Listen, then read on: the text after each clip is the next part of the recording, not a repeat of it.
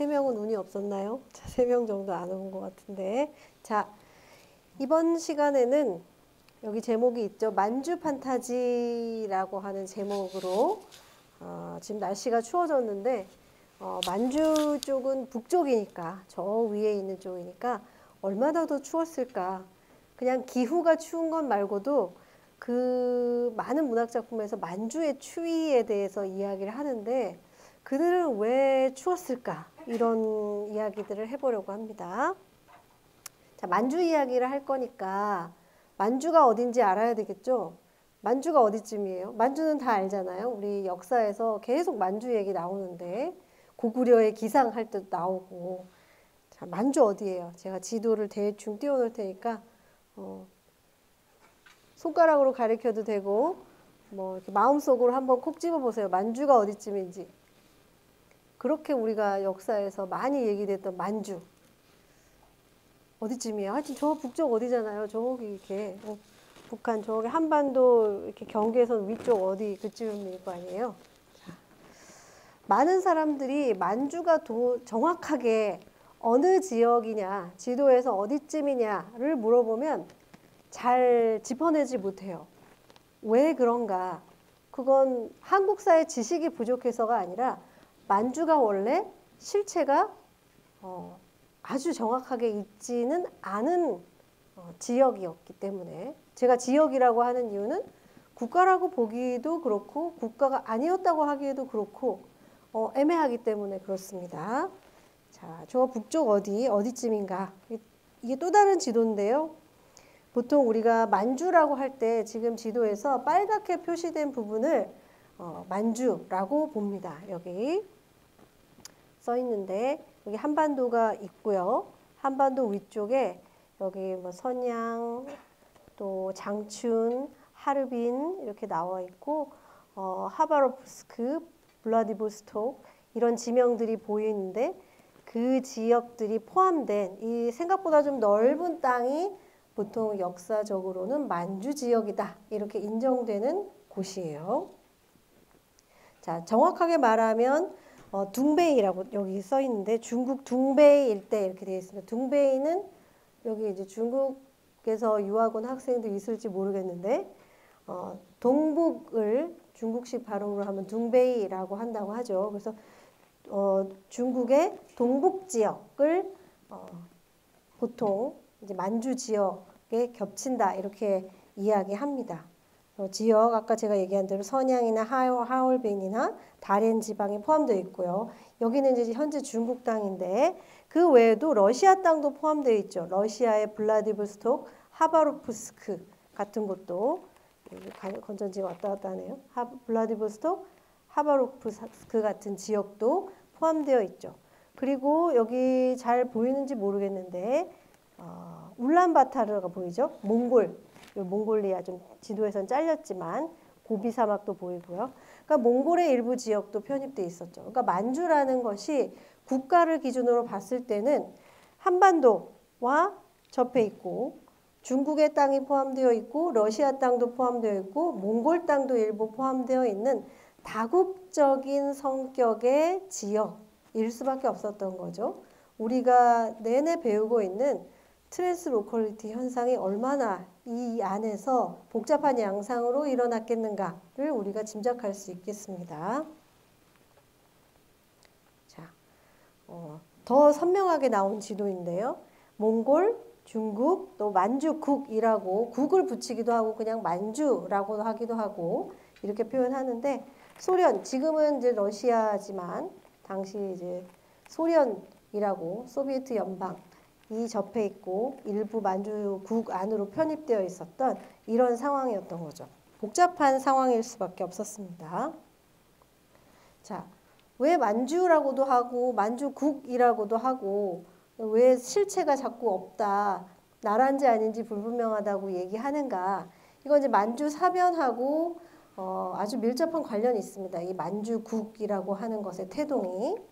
만주사변은 많이 들어봤을 거예요. 제가 영상을 여러분한테 참고로 틀어줄 게 없을까 하고 유튜브를 찾아보긴 했는데 우리는 이제 역사를 다루는 게 아니라 역사적 기억이니까 그 역사를 바탕으로 우리 문학 작품을 이해하기 위한 시대적 삶, 개인적 삶 이것들을 같이 보잖아요. 이해하는 수준에서만 역사를 다루니까 영상을 찾아보니 어떤 영상은 너무 길고 또 1분 요약 이런 게 있는데 그건 또 너무 또 소략되어 있고 이래서 그냥 관심이 있는 사람은 유튜브에 관련된 영상이 많으니까 한번 찾아보면 더 이해에 도움이 될 것 같습니다. 자, 1931년에 발생을 했어요. 사변이라고 하죠, 사변. 일본 관동군이 침략한 그 난, 뭐 이런 거죠. 우리 이 수업의 첫 번째, 그러니까 오리엔테이션 빼고 첫 번째 수업에서 근대와 현대를 가르는 그 기점, 우리 문학사를 시대 구분을 할 때 그 기점을 이야기할 때 어떤 학자는 만주사변을 중심으로 근대와 현대를 가르는 것이 있었어요. 여러분 기억이 날지 모르겠는데 그만큼 우리나라의 역사에 있어서도 일본 역사에 있어서도 이 만주사변이 굉장히 중요한 기점이 된다는 거죠. 왜 그러느냐? 자, 이 만주에 일본이 진출했다. 또 만주라는 것을 되게 중요한 지역적인 거점으로 삼았다. 일본이. 왜 그랬을까? 이 사실은 중국 침공의 기지로 만주를 삼기 위해서 이 만주국을 점령하고자 했고 그 빌미로 삼았던 것이 이 만주사변인 거죠. 계기가 되었던 것이. 그래서 이 만주사변을 계기로 사실은 이 여러 가지 음모도 있고 뭐 그랬다고 합니다. 참고로 이제 관심 있는 사람 찾아보시고요. 이 만주사변을 계기로 일본이 만주국이라는 나라의 수립을 선포하게 됩니다. 만주라는 나라. 근데 사실은 불법이잖아요. 아까 지도에서 봤지만 부당한 행위죠. 이미 다른 나라들이 있는 땅인데 특히 중국의 원래 땅인데 거기에다가 일본이 새로운 나라를 건립하겠다. 그 이름을 만주국이라 하겠다. 이렇게 해버린 거니까 중국 입장에서는 당연히 거칠게 반대할 수밖에 없었겠죠. 그래서 중국이 제소를 하게 됩니다. 국제연맹에. 그래서 국제연맹이 일본군은 그 지금 만주라고 하는 그 지역에서 철수를 해라라고 권고를 하게 돼요. 강제성이 없기 때문에 권고를 하지만 일본은 거부를 하게 되고 아예 국제연맹에서 탈퇴를 하게 됩니다. 그래서 이 사건 때문에 이 만주사변 때문에 중일전쟁 그리고 태평양 전쟁이 이제 이 긴장이 고조되면서 일어나게 되었던 이 전쟁들의 서막이 되었던 사건이 바로 만주사변이라고 할 수 있습니다. 자, 이러한 배경이 우리하고 무슨 관계가 있느냐? 이 만주 땅에 대해서 우리가 왜 이렇게 익숙하냐, 많이 들어봤느냐? 근데 우리 독립운동으로 만주가 많이 거론됐었잖아요. 만주를 중심으로 독립운동을 하게 되고 왜 만주를 중심으로 하느냐? 중립지역이라는 것을 표면적으로 내세웠기 때문이거든요. 그래서 만주에서 독립운동을 하는 독립운동가들에게 조선 내에서의 어떤 독립운동가들이 자금을 조달하는 과정, 그 위험을 무릅쓰고 자금을 조달하는 과정 이런 것들이 영화의 소재로도 자주 등장하잖아요. 이 만주로 돈 보내야 된다, 독립자금 보내야 된다 이런 것들. 그래서 이 독립운동단체와 독립군들이 만주에서 활동할 수 있는 근거가 됩니다. 이 만주국이라고 하는 제3의 국가가 일본에 의해서 선포가 되었기 때문에 인정이 되건 안 되건 어쨌든 선포가 되었기 때문에요. 그래서 이 만주국이라고 하는 나라를 만들었다. 이게 나라다. 선포를 했기 때문에 일본의 입장에서는 사람들을 이주시켜야 되겠죠. 그 사람들을 거기에 정착시켜서 실질적으로 일본의 영향력을 강화시켜야 했기 때문에 조선인들을 만주로 이주시키게 됩니다. 그래서 아마도 우리가 봤던 이용학의 전라도 가시네 같은 경우에 왜 거기까지 갔는지 나오지는 않지만 이러한 시대적인 배경과 관련이 있을 수 있다는 거죠. 어쨌든. 그래서 당시에 만주로 이주한 조선인들의 수가 얼마나 되느냐라고 보니 200만 명 이상이 되었다고 해요. 엄청난 숫자입니다. 인구를 고려해 보면. 그래서 아주 많은 사람들이 강제도 있었고 또 자발적인 이주, 또 상황적인 압력에 의한 이주, 이런 것들이 이루어졌다는 거죠. 200만 명이나 되는 사람들이. 그리고 농촌의 피폐도 지난 시간에 다뤘었잖아요. 이용학 시를 보면서. 그래서 농촌에 있었던 그 농민들이 강제 이주 정책의 대상이 되기도 했습니다. 이 사람들이 다 만주로 이주를 하게 되고요. 그리고 자발적인 이주를 택한 사람들은 왜 갔느냐. 조선 땅에서는 일제의 탄압이 너무 거센 거예요. 언어도 말살하게 되고 여러 가지 조선인으로서 겪어야 되는 제약들이 너무 많았기 때문에 중립국가를 표방한 만주 지역으로 가고자 하는 사람들이 생겨났다는 겁니다. 그 중에 문인들도 포함이 되어 있었던 거예요. 이제 문학으로 이제 내려오게 됩니다. 자, 당시 1930년대 여러분 잘 아는 그 조선어 말살 정책들이 이루어지게 되죠. 그래서 조선어로 문학을 창작하거나 이런 것들이 굉장히 어려워지는 상황이 됐고 국어 상용화 정책이라고 부르는 정책들이 시행이 되잖아요. 이때 국어는 나란 말인데 이 나란 말을 상용화, 늘 써야 된다. 일상적으로 써야 된다라고 하는 그 정책에서 말하는 국어라는 게 일본어가 되기 때문에 이제 언어적인 제약이 너무 심해진 거예요. 그래서 이때 문인들이 모국어가 조선어로 문학작품을 창작하고 자유롭게 글을 쓰기 위해서 만주행을 택한 사람들이 많았다. 130명이나 됐다는 거예요. 문인들의 수를 따졌을 때도 이 130명이라는 숫자는 결코 적지 않은 숫자였던 거죠. 이 130명이 여러 가지 사유가 있을 수도 있겠지만 대부분은 자유롭게 제약 없이 글을 쓰고 싶다. 자유라는 것을 찾아서 만주 땅으로 가게 된다는 겁니다. 여기서부터 이제 비극이 시작되는 거죠. 강제로 간 사람들은 사실 기대 수준이 높지 않았을 거예요. 강제니까 내가 가기 싫은 곳을 가니까. 그런데 여기에는 조선에 있을 때보다 문학 창작도 자유롭고 중립적이고 뭔가가 더 보장이 된다라고 하는 기대를 품고 간 사람들은 사실 거기에 기대 수준이 못 미치면 거기에서 오는 또 좌절 같은 것들이 더 상대적으로 클 수밖에 없었겠죠. 그래서 이번 시간의 주제이기도 한 만주 판타지라는 것은 이러한 기대와 연결되어 있는 제목이기도 합니다. 자, 이 만주라고 하는 나라가 건립될 때 이제 나라라고 한다면 인정을 한다면 선포가 됐으니까요. 어쨌든 그래서 이때 그 건립했던 이념이 뭐냐면 오족협화라는 개념입니다. 오족협화. 말 그대로 5개의 민족이 서로 협력하고 화합한다 라고 하는 것이 이 만주국의 건립 이념이었던 거예요. 이 5개의 민족이 어디냐. 여기 그림도 있죠. 여기 그림을 먼저 볼까요? 그림의 특징들이 잘 나타나 있어요. 여기 그림을 보면 이쪽 사람들은 뭔가 이렇게 중국스러운 옷을 입고 있죠. 이 가운데 사람하고 이 옆 사람들은 중국이나 몽골 같은 느낌의 옷을 입고요. 그 하얀 옷을 입은 사람은 누가 봐도 우리 이제 조선 민족이고, 그 다음에 여기 가운데는 아마도 소련 쪽을 말하는 것 같아요. 이 제복, 군복 같은 거 입은 게. 그리고 이 각각의 특징이 있는데 맨 오른쪽 사람은 서양식 양복을 입고 있어요. 이 사람이 누구냐? 어느 나라를 대표하느냐? 일본을 대표하고 있어요. 다른 사람들은 다 민족의 전통적인 복장, 그 나라의 특징적인 옷차림으로 묘사를 해놓고 일본은 근대화된, 그러니까 앞서 있다, 근대화를 이끌고 있다라는 거를 여기서도 은연중에 표현하고 있죠. 그리고 이 뒤에 보면 이러한 이 것들은 연상되는 게 있죠. 우길기 같은 게 연상이 되죠.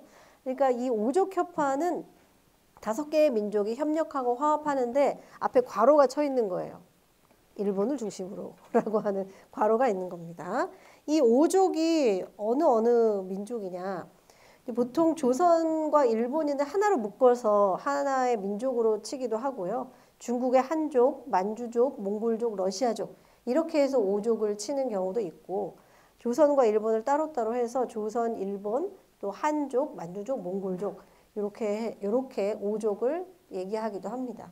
어쨌든 그 근처에 그 경계를 이루고 있고 관련되어 있는 5개의 민족이 하나로 어우러져서 평등하고 평화롭게 살 수 있는 이러한 낙토가 바로 만주국이다. 이렇게 건립 이념을 내세우고 선전을 하게 되었던 거죠. 실제로 사용되었던 우표예요. 이게 밑에 큰 그림이 남자 버전이면 위에 작은 우표는 이제 여자 그림이죠. 예, 그림들이 있습니다. 이 가운데 있는 이 그림 여성이 기모노를 입은 일본 여성으로 묘사되어 있고요. 자,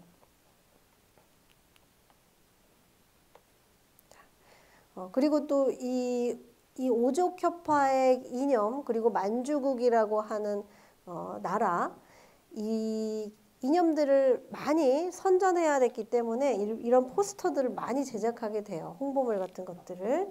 여기도 그 중에 하나인데요. 이 깃발이 바로 이제 만주국의 오족협화기입니다. 5개의 색깔이 있잖아요. 그리고 여기 이렇게 써 있어요. 오색이 찬란한 만주국기 아래서 오족이 공존 공영하자 이렇게 선전 문구가 써 있습니다. 여기에도 전통 복장을 하고 있죠, 다들. 그런데 여기 비싸 보이는, 좋아 보이는 서양식 코트를 입은 사람이 이제 일본을 대표하는 그러한 남성으로 묘사가 되어 있습니다. 그리고 이 밑에 만주국 협화회라고 하는 단체 명의로 이 포스터가 제작되어 있는 걸 볼 수 있어요. 만주국 협화회라고 하는 단체에서. 자, 이게 바로 만주라는 나라가 표방했던 그런 이념이었습니다.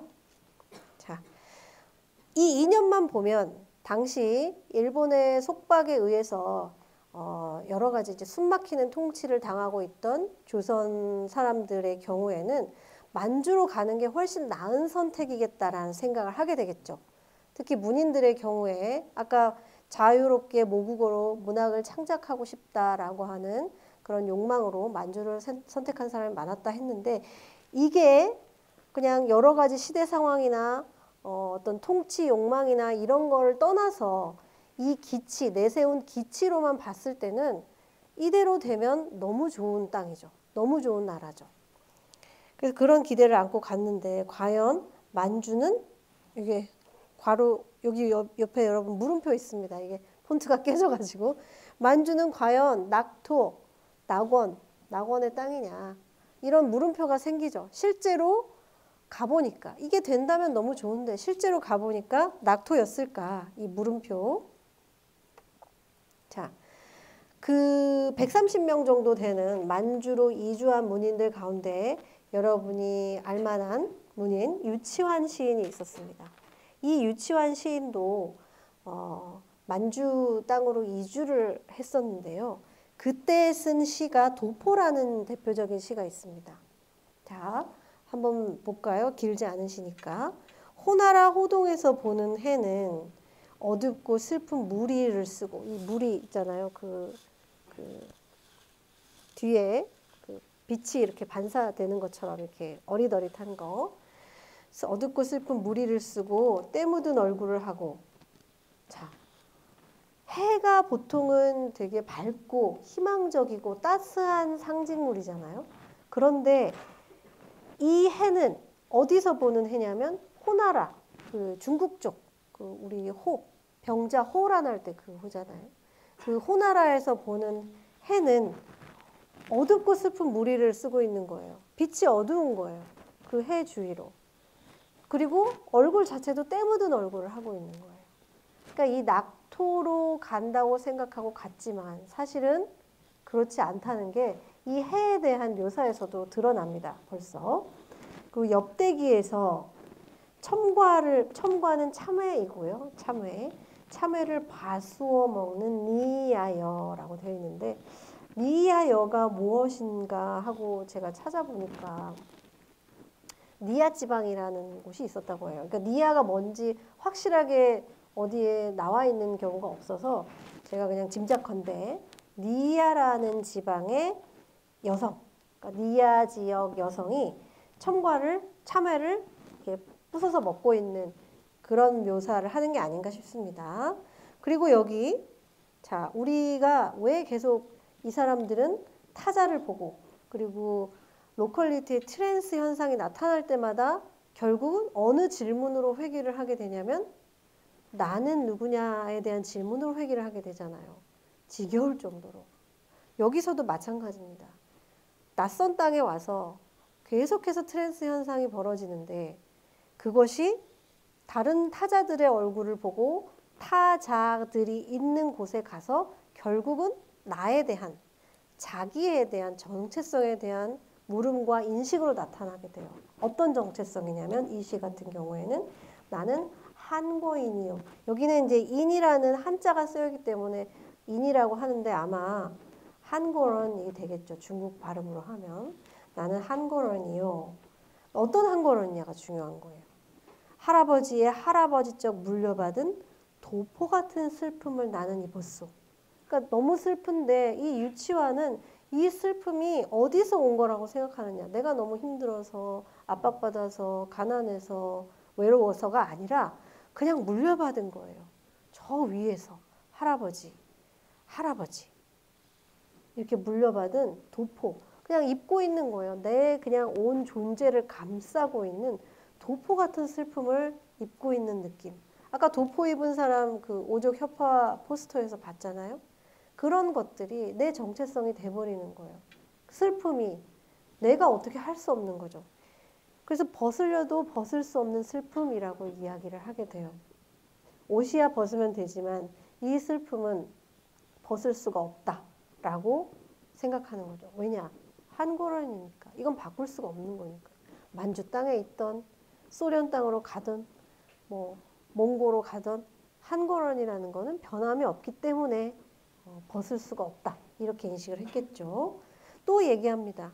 나는 한국어이요. 가라면 어디라도 갈 까오리 팡스요. 이렇게 얘기합니다. 이 까오리 팡스는 뭐 팡즈라고 보통 한다고 하죠. 한국인들을 비하할 때 중국 쪽에서 그걸 이제 비하하는 스스로 이제 자기 비하입니다. 이 한국어는 곧 까오리 팡스다. 이렇게 스스로 자아 정체성을 자각하게 된다는 겁니다. 나는 이런 사람이다 라고 하는. 그러니까 이 얼마나 낙토로 알고 가는데 아까 그랬죠. 낙토라고 기대를 하고 갔건만 결국은 여기에서 나는 더 자기 비하에 빠질 수밖에 없는 그런 정체성에 대한 자각과 물음으로 돌아올 수밖에 없는 이런 내용들이 이 시에서 우리를 또 마음을 불편하게 합니다. 참 어떤 느낌일까요? 벗으려도 벗을 수 없는 도포 같은 이 슬픔을 입고 있는 이 감정이라는 게 안타깝다는 생각이 듭니다. 유치원은 되게 이렇게 공부 잘하는 학생같이 생겼습니다. 이런 사진들이 있는데 실제로 유치원이 자기의 만주 시절을 이렇게 얘기한 적이 있었어요. 내가 북만주로 도망하여 가서 살면서 그리고 괄호 안에다가 진정 도망입니다 라고 한 번 더 얘기를 했어요. 그러니까 자기가 만주로 간 것은 도망간 거다. 이렇게 스스로 얘기한 겁니다. 그래서 떠날 새 없이 허무절망한 그곳 광야에 위협을 당하며 배설한 것들입니다. 그러니까 그때 쓴 시들이 그렇다는 얘기예요. 자기 스스로 이렇게 얘기를 했어요. 그러니까 그 패배의식 같은 게 있었겠죠. 내가 여기서 살면서 현실을 극복하고 그 안에서 이겨내고 변혁을 이루기도 하고 승리하는데 내가 열심히 의지적으로 살아야 되는데 결국은 만주라는 땅으로 중립이다, 뭐다, 오족 협파다 이런 이념을 믿어서라기보다는 도망간 거다. 이렇게 스스로 이야기를 하게 됩니다. 그러니까 유치원의 생애를 잠깐 보면요. 경남에서 출생했어요. 거제에서 1908년에 출생했고요. 역시나 일본으로 유학을 갔고 등단을 한 건 1931년입니다. 그리고 1037년에 다시 이제 그 통영으로 돌아와서 학교 교사를 해요. 이때 문인들이 거쳤던 일정한 그 일반적인 패턴이 있죠. 그리고 1039년에 이 청마시초라고 하는 유치원 생애에서 가장 그 빛나는 시집이 청마시초와 생명의 서 두 권이죠. 이 두 권을 발행하게 되고요. 만주로 간 건 40년입니다. 40년에 만주로 갔고 45년에 귀국을 하게 되고요. 67년에 사망을 합니다. 이러한 그 생애를 잠깐 살펴봤습니다. 자, 아까 광야라고 표현했잖아요. 앞에 잠깐 보면 허무절망한 그곳 광야에서 위협을 당하며 배설한 것들이다. 그래서 이 광야라는 표현을 썼어요. 만주는 곧 유치원에게 광야예요. 유치원에게 광야는 어떤 의미가 있는 곳이었냐 하면 사실 종교적인 의미도 포함이 되어 있어요. 교회 다니는 사람들은 광야의 의미를 좀 알 텐데 그 예수가 님이라고 안 한 거 기분 나빠하지 마세요. 그냥 님이라고 할까? 예수님이 그 공생활 기간을 광야 40년이죠. 40년 동안 광야에서 거치게 되잖아요. 그 기간과 이 어떻게 보면 비슷하다고 생각했던 것 같아요. 유치원의 경우에 시를 보면 그런 게 드러납니다. 자, 광야에 와서라고 쓴 시를 보면 이 아예 제목에 광야를 썼잖아요. 그러니까 만주 땅에서 쓴 시인데요. 흥안령 가까운 북변의 이 광막한 벌판 끝에 와서 이 만주에 갔던 얘기죠. 그러니까 만주가 세상 벌판의 끝이라고 인식이 되는 거예요. 사실은 지도를 보면 더 먼 땅도 있지만 심리적으로 세상의 끝인 거예요. 벌판의 끝으로 인식이 되는 거죠. 자, 죽어도 뉘우치지 않으려는 마음 위에 오늘은 이레째 암수의 비가 내리고, 그러니까 이 어두워요. 다 어둡죠. 내 망나니의 봄바다 화투장을 뒤치고 담배를 눌러 꺼도, 그러니까 무슨 짓을 해도 마음은 속으로 끝없이 울리노니 아 이는 다시 나를 과실함이려뇨. 그러니까 나를 지나치고 잃는 거예요. 그러니까 내가 누군지 나를 계속 잃어버리는 과정이다. 이 광야에서의 어떤 삶이라는 것이. 자, 이미 온갖을 저버리고, 그러니까 모든 것을 다 저버리고 사람도 나도 접어주지 않으려는 이 자학의 길. 그러니까 아까 얘기했죠. 이 기독교적인 광야에서의 어떤 시련, 고난 이런 것들하고 자기의 이 만주의 생활을 어느 정도 겹쳐놓고 있다는 거죠. 자, 10번 패망의 인생을 버려도 좋으련만 회호 후회의 아름을 어디에 호흡 읍소할 곳이 없어 말없이 자리를 일어나와 문을 열고 서면 사념의 하늘도 보이지 않고 정차장도 200리 밖이다. 그리고 마지막 행을 보세요.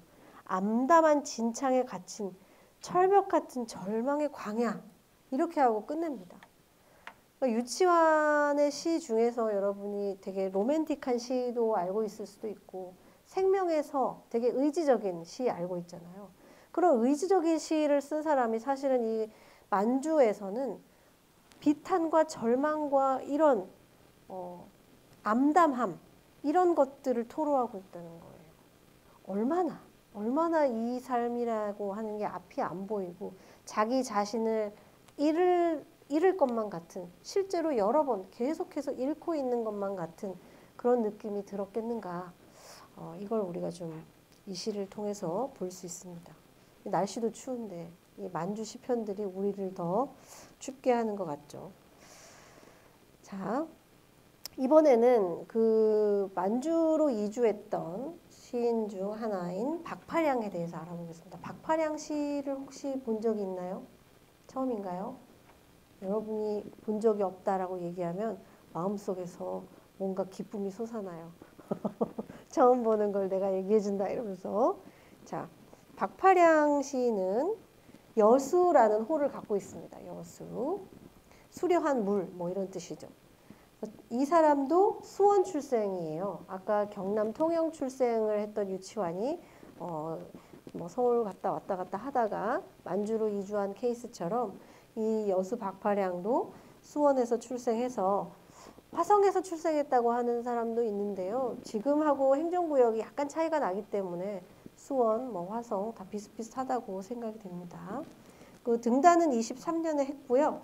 이 사람을 보면 당시에 많은 문인들이 우리가 줄 세우기 좋아하잖아요. 딱 줄 그어놓고 어느 편 이렇게 인식하기 좋아하는데 그렇게 가를 수만은 없는 당시에는 모색의 시기였다는 것이 이 사람의 생애를 통해서도 드러나게 돼요. 이분 같은 경우에는 25년에 카푸에 가담했습니다. 25년에 카푸는 좌익계 문학단체잖아요. 카푸에 가담했는데 탈퇴를 하고 34년에는 순수문학계 문인들이 모여서 만들었던 뭐 정지용, 김기림, 이상 이런 사람들과 함께 구인회를 조직해서 구인회 활동을 하게 돼요.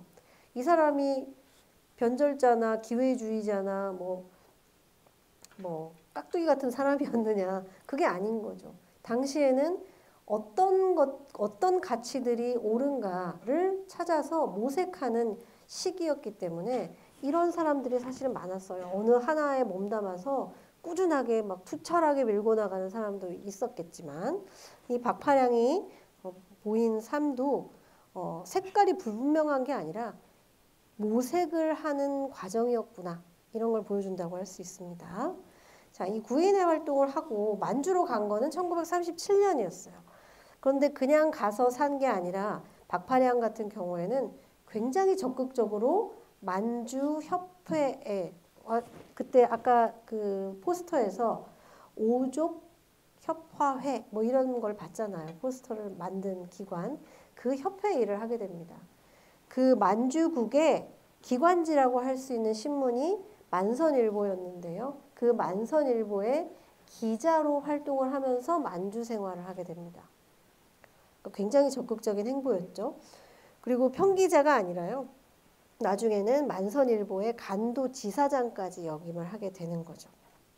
그리고 이 이후에도 이 근처에서 여러 가지 언론인 생활을 하게 됩니다. 그리고 첫 시집은 1940년에 나왔어요. 여수시초라고 했고요. 1942년에는 공동시집, 만주에 간 사람들, 만주에 가 있던 여러 문인들과 함께 만주시인집이라는 걸 간행하게 됩니다. 이 시집을 보면 공통적으로 당시 만주로 이주했던 조선의 많은 시인들이 어떠한 생활을 했고 어떠한 감정을 가지고 그 만주 시절을 살았는가를 아주 강력하게 느낄 수가 있어요. 이따가 좀 몇 편 보겠습니다. 그리고 1946년 해방 후에 월북을 하게 되죠. 사실은 여러분이 이 양력을 보고서도 짐작할 수 있겠지만 협회 일을 했고 만주국의 기관지에서 높은 위치를 차지하고 있었다라는 것은 필연적으로 친일적인 성향을 보일 수밖에 없었다는 뜻이기도 해요. 만주국의 건립 이념을 앞장서서 홍보해야 했던 역할을 바로 이 박파량이 담당했었기 때문에 이 친일 행적 때문에 사실은 해방이 되어서도 남한에 내려오기 어려웠겠죠. 그래서 해방 이후에는 월북을 하게 되는 것은 박파량에게는 필연적인 일이었을 겁니다. 그리고 월북을 했을 때 박파량 시집을 간행했고요. 66년에 어쩌면 문인들의 숙명 같아요. 문인들은 타고난 것이 이제 문학적인 성향을 가지고 태어나기 때문에 체제에 완전히 이념적으로만 그렇게 순응하게 되고 철두철미한 이념을 가지고만 살기는 좀 어렵지 않나 싶어요. 66년에 일종의 반동죄로 숙청을 당했다는 기록이 있는데 그 뒤에 어떻게 되었는지 이후의 기록은 없습니다. 아마 말년도 비극적이지 않았을까라는 생각이 듭니다. 이게 이제 박파량의 대략적인 생애였고요. 자, 아까 만주시인집이라고 하는 시집의 서문입니다. 이 서문을 제가 캡처를 해온 건데 당시에 이렇게 진짜 서문의 책에 되어 있어요. 자, 읽기 어려워서 제가 또 친절하게 현대어로 옆에다 써놨죠. 자, 이 서문에 박파량이 쓴 서문이에요. 서문에 이렇게 써 있습니다. 서라고 하고 여기 서 여기서부터 이렇게 읽는 거예요. 오른쪽에서 왼쪽으로 자, 우리가 만주를 사랑하는 심정은 이 땅 이 나라의 대기를 호흡하고 살아온 우리가 아니면 상상하기도 어려우리라. 이렇게 시작하고 있어요. 그러니까 이 만주를 정말 그러니까 사랑이라고 하는 거 어느 하나의 감정으로 규정하기는 어렵지만 이 만주를 향한 어떤 기대와 희망과 애정, 그리고 정말 사랑해서 사랑하는 것도 있지만 사랑해야 하기 때문에 사랑하는 그런 애쓰는 노력들이 이 한 문장에서도 좀 드러난다, 이런 생각이 좀 듭니다. 자, 남이야 뭐라 하거나 만주는 우리를 길러준 어버이요 사랑하여 안아준 아내이다 라고까지 얘기를 하고 있어요.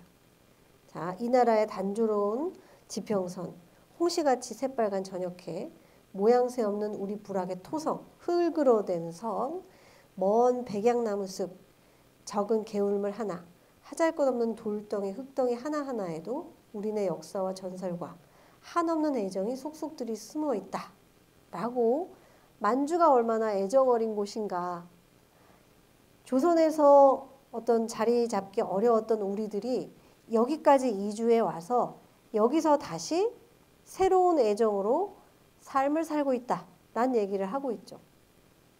그뿐이랴 우리는 하면서 하명수 시, 우리 나는 하나의 손바닥 위에를 썼던 하명수 시인의 시를 인용을 합니다.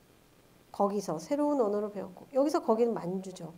만주에서 새로운 언어를 배웠고 새로운 행동을 배웠고 새로운 나라와 새로운 세계와 새로운 육체를 얻었나니 라고 썼던 하명수 시인의 시를 인용하고 있어요. 그래서 그러므로 이 땅, 이 나라의 자연과 사람은 완전히 애무하는 우리 육체의 한 부분이다. 이렇게까지 애정을 표현하고 있습니다. 과연 그렇게 좋은 땅이었느냐 잘 모르겠는데, 자, 시들지 않는 세월을 찾아와서, 그러니까 여기 온 이유가, 만주에 온 이유가 여기 드러나죠. 시들지 않는 세월을 찾아온 거예요, 만주 땅에. 그리고 건전한 생의 탑을 쌓으려고 기원하면서 왔어요.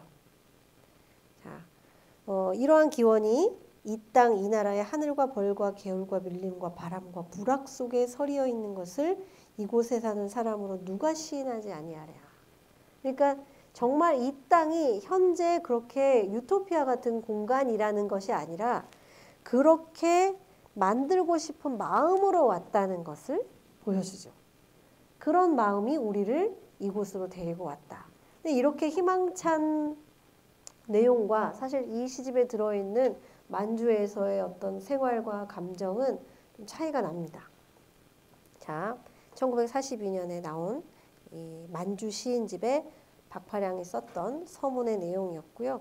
이 시집에 참여하고 있는 시인들은 아는 사람보다 모르는 사람이 더 많아요. 박파량도 오늘 처음 들어본 사람도 많을 텐데, 유치환, 하명수도 아마 못 들어봤을 거예요. 이 수업에서 제가 제시했던 나는 하나의 손바닥 위에라는 시로 알게 된 사람이 많겠죠. 김조규 이런 사람들 11명이 썼습니다. 만주에 이주한 사람도 우리나라 사람이잖아요. 한국 사람들이었잖아요. 그런데 우리가 분단을 겪으면서 체제도 갈라지고 그래서 연구가 많이 되어 있지 않는 상태예요. 여전히. 그래서 제가 아는 또 다른 동료 연구자나 선배들과 만주 연구해야 된다. 근데 제약이 많아요. 사실 만주 자료가 있어야 조사를 하잖아요. 연구도 하고. 그런데 막혀 있는 경우가 많죠. 북한의 행적이 확인되지 않으니까. 거기에서 썼던 글도 확인되지 않아서 안타까운 점이 많이 있습니다. 자, 박파량이 썼던 만주 시인집에 수록된 시죠. 계절의 환상이라는 시의 일부예요. 전편은 아니고 일부입니다. 아까 서에 굉장히 희망적인 얘기, 막 의욕에 가득 찬 의지적인 표현들 이런 것들이 있었는데 시를 보면요. 자, 보면 아침 저녁으로 다니는 나의 거리는 나에게 있어 한 개의 그윽한 밀림 위에다 이렇게 써놨어요. 자, 침묵하며 걷는 나의 무거운 행진 속에 나는 오색의 꿈과 무지개를 봅니다. 이렇게 써 있어요. 자, 너무 보이죠? 오색의 꿈과 무지개는 어떤 꿈과 무지개냐면 오색 협화의 꿈인 거예요. 중립된 지역, 자유가 보장되는 지역, 싸우지 않고 여러 민족들이 화합하고 어울려서 사는 유토피아적인 공간, 그 공간을 향한 꿈이 바로 이 오색의 꿈과 무지개에 나타나 있죠. 그런데 현실이 그러냐? 이상은 그런데 밀림 같은 곳이고 일단 침묵하면서 걷고 있는 나의 무거운 행진이라고 되어 있잖아요. 근데 현실은 이런 이상과 다르다는 인식이 여기 드러나요. 첫 부분부터. 이어서 보면 대륙의 태양이 서편 하늘 위에 진홍이 될 때 나는 때로 초만원 버스 속에 잡목처럼 저립하여. 그러니까 잡목, 그러니까 이름 없는 나무잖아요. 잡목은. 그러니까 이름 없는 나무처럼 버스 속에 낮게 이렇게 서서 가는 거예요. 희망차게 막 밝게 웃으면서 막 가는 게 아니잖아요. 자, 이 나라 남녀동포의 체온과 중량을 감내하기도 한다. 창 외에는 건물들이 용궁처럼 아른거린다. 그러니까 이 나라 남녀동포, 그러니까 다 동포잖아요. 오족협화니까. 여러 동포들의 체온도 느껴지고 중량, 무게까지 내가 같이 감내한다는 거예요. 무게도. 그리고 밖에는 뭔가 이게 흐릿흐릿하게 뭔가 신기루처럼 아른아른 거리는 내 꿈과 무지개가 이 땅에 있을 것만 같은데 있어야 하는데 이런 생각이 여기 들어있겠죠. 자, 계절을 타고 청춘이 도망간다는 것은 센티멘탈리스트가 아니라도 탄식할 일이다. 그리고 어느 곳 벽화에 퇴색하니 한 단청이 있으리까마는 이 단청은 한국적인 이미지죠. 그 단청. 그게 있을 리가 없지만 죄 없는 동심이 구원의 청춘을 꿈꾼다. 그러니까 이 마음속에서 낙토일 거라고 생각하고 낙토라고 자기 스스로 홍보도 하고 있고 미래에는 낙토가 될 것이라는 기대도 가져야 하지만 그렇지 않을 것 같은 어떤 벽이 있는 것 같고 막막한 그런 심정들이 있는 거예요. 여기서 자괴감이 생길 수밖에 없겠죠. 내가 홍보해야 되는데 이 땅이 낙토인 것을. 안 그럴 것 같다는 거죠.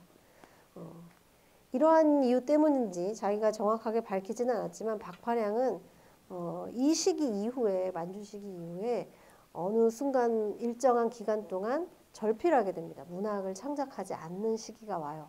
저는 그 시기가 아마도 이러한 그 자괴감에서 비롯된 게 아닐까라고 추측을 하고 있습니다. 자, 여기도 광야가 나오죠. 광야를 항행하는 이 사색하는 잡목이라고 되어 있어요. 이 나무가 그냥 물만 받아먹고 햇빛만 받고 그냥 쑥쑥 크는 나무가 아닌 거예요. 생각하는 나무예요. 생각이 많으면 어때요?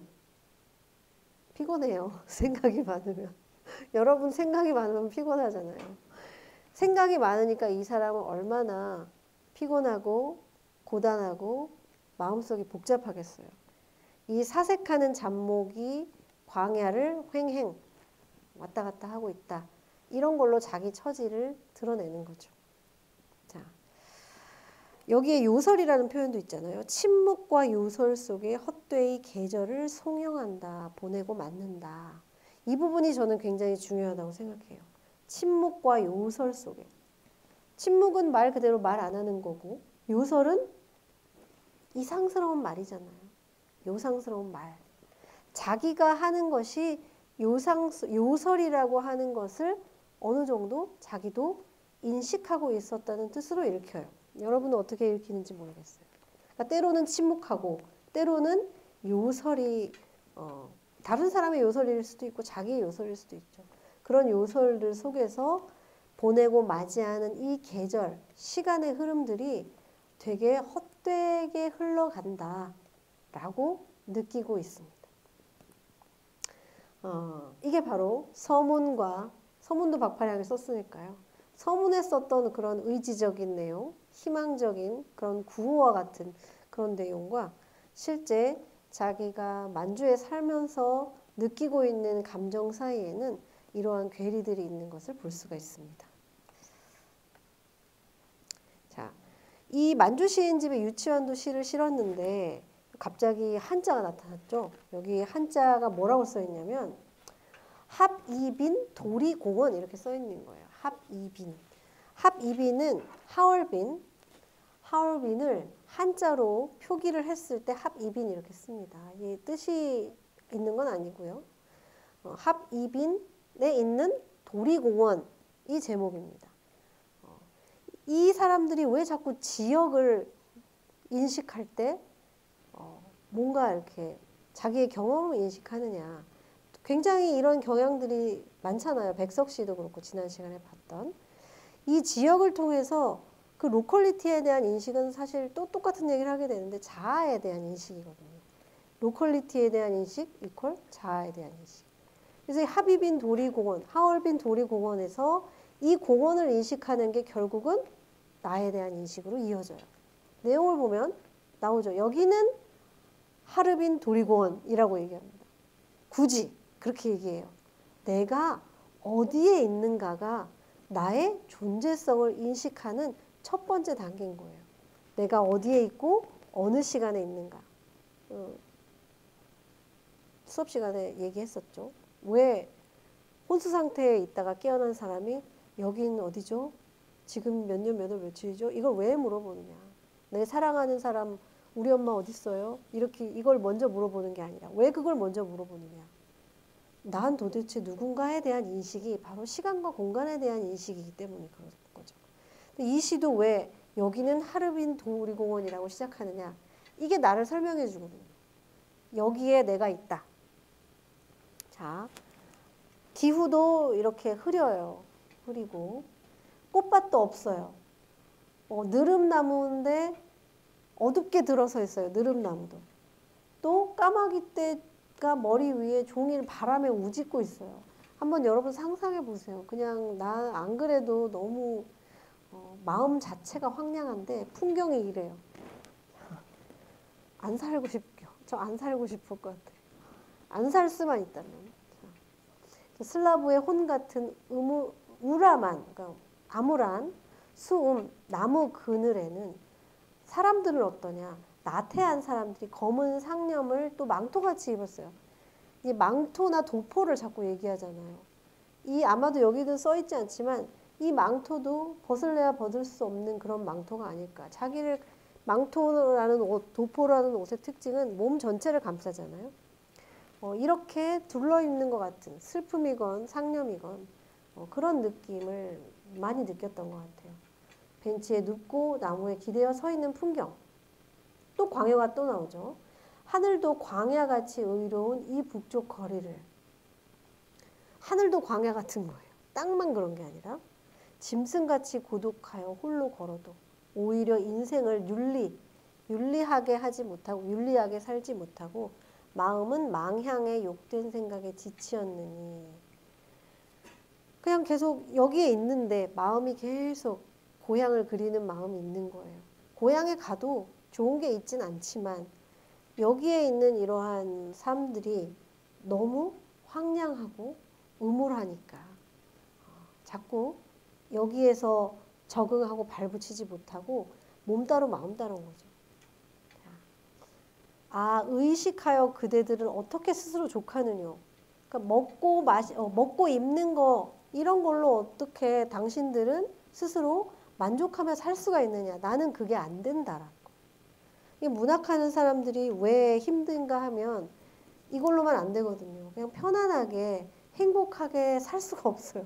인생의 본질을 보고 사실 인생의 본질이라는 게 행복하고 만족스럽고 막 기쁘고 이런 것이 아니잖아요.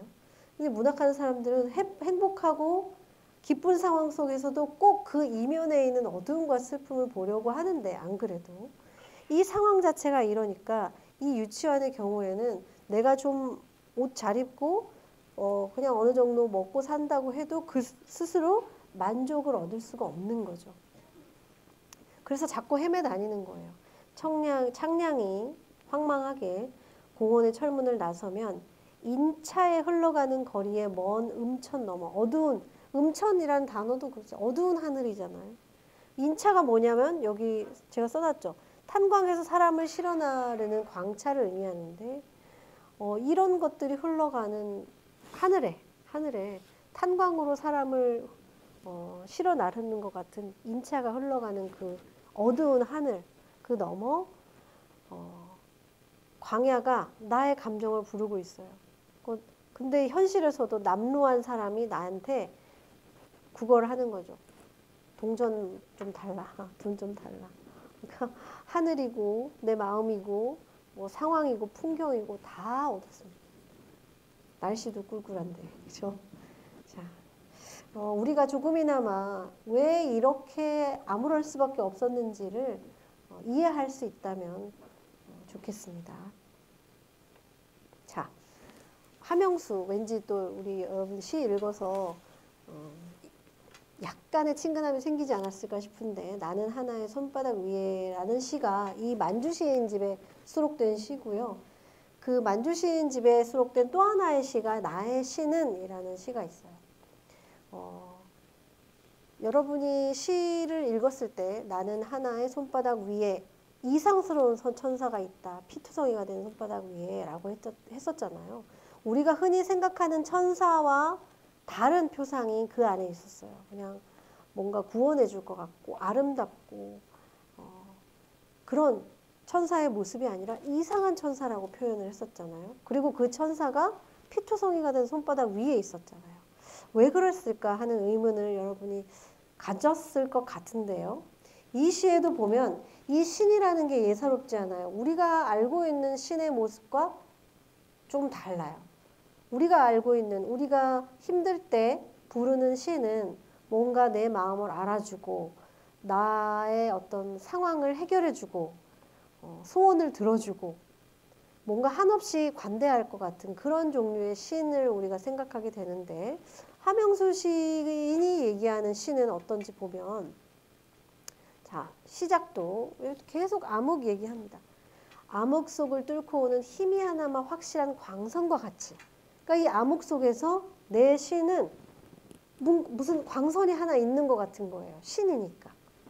자, 아무리 빈궁한 육체와 아무리 패배한 정신에게도 또 하나의 문을 가리키는 나의 신은 그런 자비의 신이라 라고 얘기하고 있어요.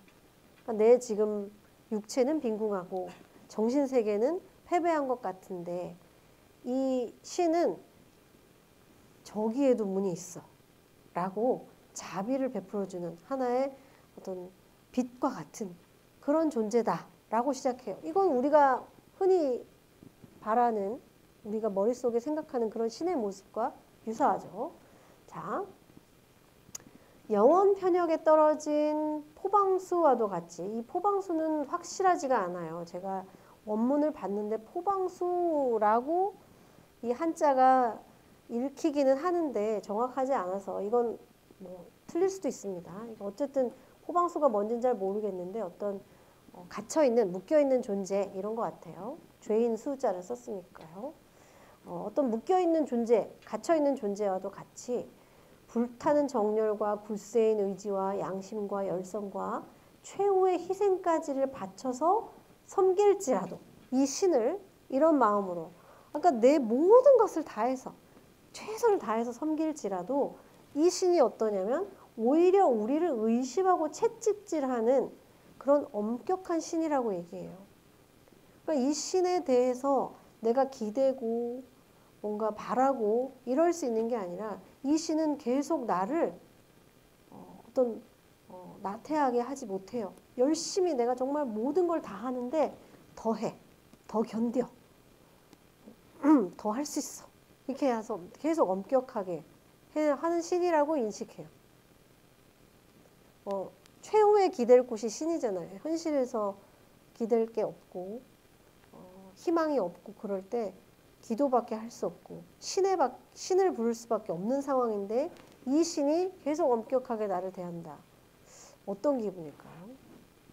자, 이어서 보면 지상에 뭐가 있냐? 온갖 것의 향락, 온갖 것의 자랑, 온갖 것의 가치, 온갖 모든 것 이런 것이 바로 내 신인 거예요. 고귀한 신이에요. 내 지상의 이런 향락, 자랑, 가치 모든 이런 고귀한 신인데 자, 해와 달과 별, 동물의 계열, 식물의 종류, 인류 역사의 이 모든 것, 이 모든 것이죠. 지상에 있는 모든 것, 시간의 모든 것, 이 모든 것이 바로 이 신인데 이것을 단 한 번의 분노로서 제가 되게 할 수 있는 나의 신은 그런 공포의 신이라 하고 시를 그냥 끝내버려요. 이 신이 도대체 뭔가? 과연 이 신은 평화의 신인가? 내가 기댈 수 있는 신인가? 나를 위하는 신인가? 나를 내몰기만 하는 신인가? 이 사람은, 이 함영수 시인은 이 시에서 끝인데, 내가 기대할 수 있는 최후의 보루인데 그 최후의 보루마저 이렇게 공포와 엄격함의 대상이 된다라는 것을 이야기하고 있습니다. 절망을 이야기하는 또 다른 방식이죠. 그러나 나는 하나의 피투성이가 된 손바닥 위에 있는 이상스러운 천사를 본 것처럼 이 신도 신은 신이잖아요. 모든 것이고. 그래서 이 신을 절대 놓지는 못하겠죠. 이 신에서 벗어날 수도 없겠죠. 이런 시들을 볼 때 참 제 마음도 같이 따라서 이렇게 뭔가 아주 단단한 어둠의 벽 앞에 서 있는 것만 같은 그런 느낌이 좀 느껴지기도 합니다. 만약에 이런 분들, 만주시인들이 그들이 정말 믿었던 신처럼 그러한 신을 만나게 됐을 때, 뭐 사후세계도 있고, 뭐 천국도 있고 이런다고 우리가 가정을 한다면 그런 곳에 갔을 때 어떻게 이야기할까 너무 궁금한 거예요. 한번 만나 가보니 어때요? 이때 이런 신은 정말 이런 신이었어요? 막 이렇게 물어보고 싶기도 하고 이런 생각도 좀 듭니다. 저는 텍스트로만 시를 감상하게 되지가 않고요. 그 사람에 대해서 생각하고 그 사람과 대화하고 이야기한다는 기분이 많이 들어요. 이게 문학 작품, 특히 허구인 소설을 읽을 때하고 달리 시를 읽을 때는 그 사람의 내면이 드러나잖아요. 서정 장르이기 때문에. 그래서 막 약간 정신 나간 사람처럼 얘기하기도 해요. 막 진짜 그랬어요? 지금은 어때요? 막 이러면서 논문 안 써질 때는 정지용 선생님 좀 힌트 좀 주세요. 왜 여기다 이걸 쓰신 거예요? 막 이러면서 그러다가 조금 더 가면 나 약간 이제 미칠 수도 있겠다. 뭐 이런 생각을 할 때도 있는데 거기까지는 아니더라도 여러분도 이들과 이렇게 교감하고 대화하는 느낌으로 시를 본다면 훨씬 더 많은 것을 느낄 수 있지 않을까 하는 생각이 듭니다. 자, 이게 바로 당시 만주 거리의 모습입니다. 이렇게 생겼었어요. 30년대니까요. 이게 만주 봉천, 펑텐이라고 하는 거리의 모습인데 박파량이 여기를 버스를 타고 지나가면서 자기를 사색하는 잡목이라고 하지 않았을까 이런 거리에서 이런 생각이 듭니다. 나의 신이 어디 있을까? 피투성이라든지 손바닥에 있는 천사가 어디 있을까? 이렇게 생각하며 다녔을 이 거리의 사진을 여러분과 나누면서 오늘 준비한 수업은 여기까지고 저에게 과제처럼 남아있는 AI 시화를 좀 빨리빨리 좀 봤으면 좋겠어요. 시간이 또 이렇게 가버렸는데 한 또 두세 편이라도 조현서 맞나요? 네, 좀 마이크 좀 전해주세요. 네.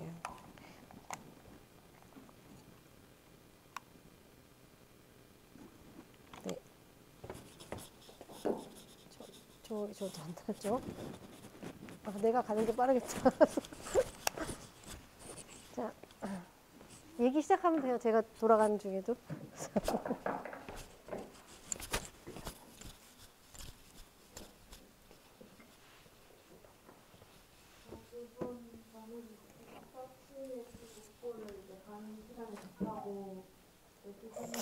직접이 한국적인 관점을 살펴과 동시에 무명을 조언을 느꼈을 것이라고 말씀을 들으면서 공감을 하게 됐고 그 백석씨의 국관 또한 비슷하게 해석할 수 있겠다는 생각이 들어서 지금 뭐 현장에 있는데요. 저도 이제 부산 사람인데 부산에 있는데 딱히 이유가 있어서 좋은 게 아니라 그냥 이유가 없이 좋은 그런 느낌을 받았기 때문에 또 그런 거에 공감되는지 모르겠습니다. 그래서 이제 객석의 시문구랑 독감이 똑같이 저한테는 좀 좋게 다가와서 그 두 개의 시를 조금 섞어서 한번 시화를 만들어 보고자 했는데 그래서 보시면 일단은 그 복부 왼쪽이 이제 복관이고 오른쪽이 목부 부분이라고 생각하시면 될 것 같습니다. 그래서 목부는 대사상 모티프가 되었고 그리고 복관에서는 이제 일반적인 상차림 그런 게 이제 모티프가 되었기 때문에 음식을 중심적으로 좀 해서 시화를 표현해보면 어떨까라는 생각이 들었는데 일단 저는 AI에게 먼저 복관과 복부의 해석을 한번 해봐라라고 요청한 뒤에 그리고 그 해석을 바탕으로 너가 시야를 한번 만들어봐라라고 했을 때 거의 첫 번째 한 초반에 거의 두 번째쯤 이 시야가 먼저 나왔는데 그 뒤로 살짝 이게 너무 이분법적인 느낌이 들어서 계속 다른 시야를 요청을 하다가 결국에는 처음에 가장 마음에 들어가지고 이거를 선정을 하게 되었습니다. 아, 네. 두 시를 여기 뭐죠? 댓글에도 누가 썼는데 합쳐서 이렇게 구성한 점이 굉장히 인상 깊었어요. 저도 특히 요 귀신들 호호이 귀신과 호호이 접하는 것 이 구조를 아마 표현한 것 같은데 무섭기도 하고 제가 목구를 굉장히 좋아하니까 되게 느낌이 있다는 생각이 들었습니다. 제가 여기 오픈 채팅방 띄워놨으니까요. 이 시간에 다 질의응답을 하지 못하더라도 여기에 생각이나 질문을 남겨주면 또 이 수업 시간 이후라도 같이 이야기하면 좋을 것 같습니다. 자, 조연서에게 박수 보내주시고 조연서 맞죠? 네. 네. 그 다음에 양유진. 네, 다행히 근처에 있네요. 자, 우리 전라도 가시네가 물광 메이크업을 한 것 같아요. 자,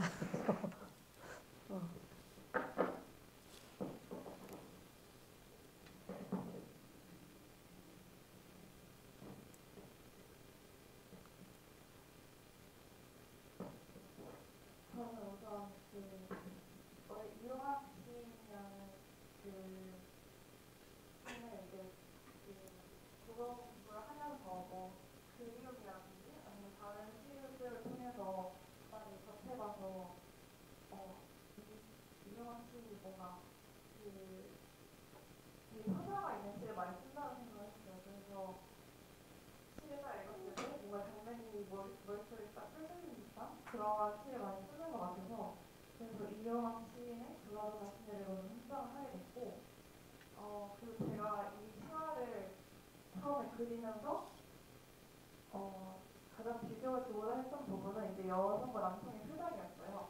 일단 처음에 AI한테 그 그림을 그려라고 했을 때 그 여성이랑 남성이 서로 마주보지 않고 그냥 정면을 둔 채로 되게 서로를 표정을 하고 있는 그림을 그려줬어요. 그래서 저는 되게 이 전체적인 시가 뭔가 여성과 남성의 상호작용 그리고 그들이 서로를 위로해주는 그런 모습이지 중심적으로 드러나는 시라고 생각을 해서 일단 여성과 남성이 좀 마주보는 모습을 했으면 좋겠다라고 그림을 수정을 하게 됐고 그리고 그 이후에는 배경을 이제 주막으로 바꿔달라고 지시를 했었는데 사실 처음에는 그냥 술집으로 바꿔달라고 했는데 이게 AI가 제가 이미지 크리에이터를 사용을 했는데 그게 알고 보니까 마이크로소프트에서 만든 그 AI더라고요. 그래서 서양식 술집으로 갑자기 배경이 바뀌어서 뭔가 되게 이례적인 느낌이 들었어요. 그래서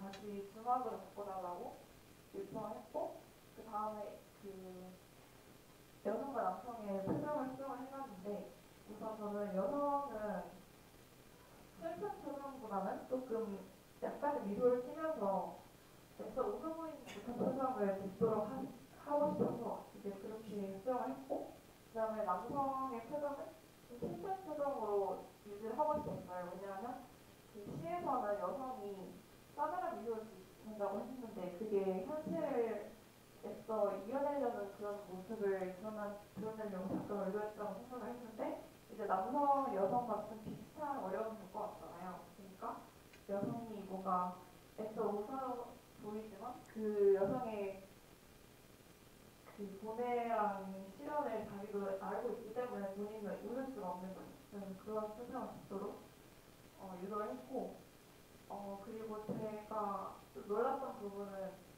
이제 AI랑 제가 시 해석한 부분에 있어서 좀 차이가 많이 느껴졌다고 생각을 했는데 다른 얘기할 수 있지만 다른 얘기할 수 없지만 대표적인 거라고 생각이 들면 저는 그 시 구절 중에서 바람 소리도 호흡도 인정 무섭지 않는다면 이라는 구절이 있었는데 그 부분에서 AI가 그 화자가 자신의 두려움을 숨겼다고 해석을 했거든요. 근데 그 부분은 저는 실제로는 이 화자가 자신의 두려움을 숨긴 것이 아니라 타지에서 두려움을 느끼고 있지만 말로는 두려움을 느끼지 않다고 표현했다고 생각을 했습니다.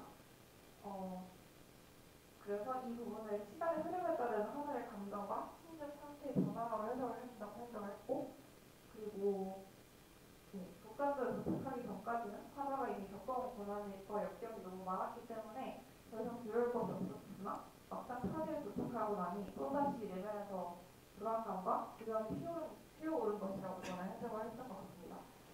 이상입니다. 네, 그 울 듯 울 듯 울지 않는 표정을 그려낸 거잖아요. 네, 어떤 만족도는 어느 정도예요? 100%라고 제일 만족한 게 100%라고 치면 몇 퍼센트 정도 이 표정? 한 90%는 만족한 것 그리고 AI 입장에서도 어려웠을 것 같아요. 울 듯 울 듯 울지 않는 표정을 어떻게 그릴까? 근데 저는 이 표정을 그려낸 것도 괜찮았는데 저도 빙 이미지 크리에이터로 테스트를 한번 한 적이 있었어요. 여러분한테 과제 내주기 전에 그 테스트를 정지용의 비극하고 이용하게 전라도 가시네로 해봤는데 계속 맥주를 놓는 거예요.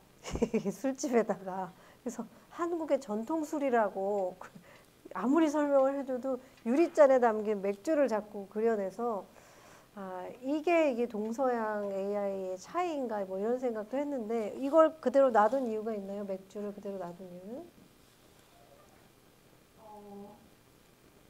저는 그 배경이 일단 한국 술집이라서 사실 한국 술이라고 생각을 했었는데 자세히 보니까 맥주로 보일 것 같은데 네, 네, 알겠습니다. 술에는 큰 의미를 두지 않았네요. 자, 우리 박수 보내주고요. 마지막 한 세 사람밖에 못 보겠네요. 자, 뭐 종강 전엔 다 보겠죠. 자, 윤영석.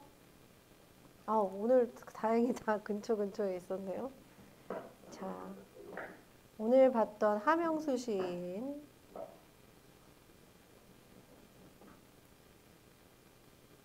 저는 한영수 시인의 이전에 접해본 적이 없어서 그 백석 시인이나 다른 유명한 이상이나 다른 시인들에 대해서 접해본 적이 없어가지고 한영수 시인의 작품을 선택하게 되었습니다. 그리고 제가 이 활동을 하면서 느꼈던 가장 인상 깊었던 점은 AI랑 저의 해석이 달랐던 부분이었는데요. 제가 해석을 했을 때는 저는 천사를 어떤 광고 이렇게 본다면 그 하나 개인 필자 개인이 아니라 이제 전 민족적인 차원에서의 뭔가 희망을 향한 그런 도약이나 전 민족적인 정서를 뜻한다고 생각을 했는데 AI가 그림을 나타낼 때 이 천사의 모습을 마치 그 한영수 시인 본인의 모습처럼 뭔가 30대 정도의 젊은 남성이 지친 모습을 하고 이렇게 있는 모습을 표현한 것으로 보여서 그래서 그런 점에서 그 천사가 어떤 의미를 가지는지에 대한 AI와 저의 해석의 차이가 있었던 점이 굉장히 흥미로웠던 것 같습니다. 그리고 그림에서 이제 시인으로 나타나는 그 천사의 모습을 이제 갈매기와 같은 형상으로 표현했다라고 생각을 했는데 그 갈매기가 일반적으로 그 갈매기 아빠라는 표현도 있듯이 그 고독을 나타내고 또 외로움을 나타낸다는 점에서 뭔가 일제강점기 시대의 문인으로서 먼저 이런 한양수 시인이 겪었던 고독이나 외로움 그리고 고통을 표현하지 않았나라는 생각이 들었고 또 갈매기가 또 자유롭게 비상하는 의미를 담고 있다는 점에서는 또 그럼에도 불구하고 뭔가 광복이나 혹은 진짜 개인인 일제강점기 시대 문인으로서 뭔가 억압에서 벗어나고 싶고 뭔가 자유를 갈망하는 듯한 모습을 표현한 것이 아닐까라고 생각을 하게 되었던 것 같습니다. 네, 좋습니다. 여러분이 이 시를 읽는 그 뭐라고 할까요? 넓이와 깊이 그리고 유연함 이런 것들이 원래 어느 정도였는지 모르겠는데 제가 느끼기에 제 자랑이기도 한데 이 수업을 통해서 많이 넓어지고 깊어지고 유연해진 것이 아닌가 이런 생각을 좀 하게 돼요. 여러분이 얘기하는 거를 들어보거나 이 AI 시야를 통해서 읽어내는 댓글들 뭐 이런 것들을 볼 때 그런가요? 격하게 끄덕여주면 제가 오늘 기분 좋게 집에 갈 수 있을 것 같은데. 네, 좋습니다. 이것도 역시나 제가 지난번에 천사표상에 대해서 얘기했는데 좀 충격적이었어요. 이 그림을 보고 이 창조자가 화자의 모습을 닮은 천사라고 해석을 했잖아요. 저는 화자의 모습을 닮았다고까지는 생각을 못했어요. 이 그림을 봤을 때. 그런데 이 해석을 화자의 모습을 닮은 이상한 천사로 그려냈다라고 하는 순간 되게 이렇게 소름이 돋는 경험을 제가 했어요. 이게 나무의 모습, 그러니까 꿈속이나 신화 속이나 천상계에 있을 것 같은 그런 천사의 모습이 아니라 결국은 나의 모습을 천사표상으로 그렇게 피투성이가 된 손바닥 위에 있는 이상한 천사의 모습으로 했을 가능성이 얼마든지 있고 그렇게 읽어냈을 때 시가 함의하는 의미는 훨씬 더 풍성해질 수 있잖아요. 깊어질 수 있고 그런 점에 있어서도 제가 오히려 여러분들을 통해서 더 많이 배운다는 생각을 하게 됩니다. 그래서 제가 가르치고 여러분이 배우는 것이 아니라 우리가 이 수업을 통해서 같이 느끼고 같이 이야기한다는 생각을 하게 되는 것 같아서 여러분의 얘기가 저에게도 크게 마음을 움직이는 경우가 많고 그래서 고맙다는 얘기를 마지막 시간은 아니지만 중간이긴 한데 여러분에게 하면서 이 수업 오늘 마치도록 하겠습니다. 고맙습니다.